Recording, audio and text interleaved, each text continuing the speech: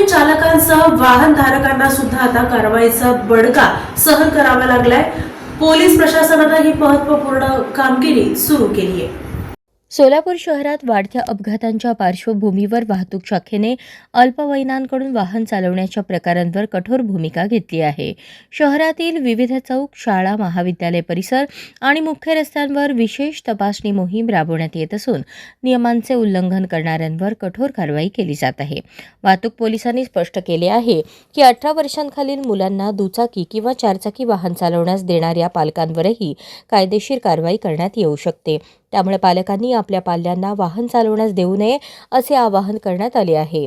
अल्पवयीन मुलांकडून बेदरकार वाहन चालवणे, हेल्मेटचा वापर न करणे, ट्रिपल सीट प्रवास, वेगमर्यादेचे उल्लंघन आणि वाहतूक नियमांकडे दुर्लक्ष यामुळे अपघातांचे प्रमाण वाढत असल्याचे वाहतूक विभागाने नमूद केले आहे।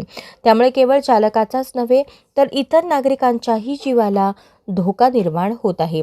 वाहतूक पोलिसांनी पालकांना आपल्या मुलांवर लक्ष ठेवण्याचे आवाहन केले असून वाहन चालवण्यासाठी आवश्यक परवाना मिळाल्यानंतरच वाहन देण्याचा सल्ला दिला आहे। नियमांचे उल्लंघन झाल्यास वाहन जप्त करणे, दंडात्मक कारवाई तसेच संबंधित कायद्यानुसार पालकांवर गुन्हा दाखल करण्याची प्रक्रिया राबवली जाऊ शकते।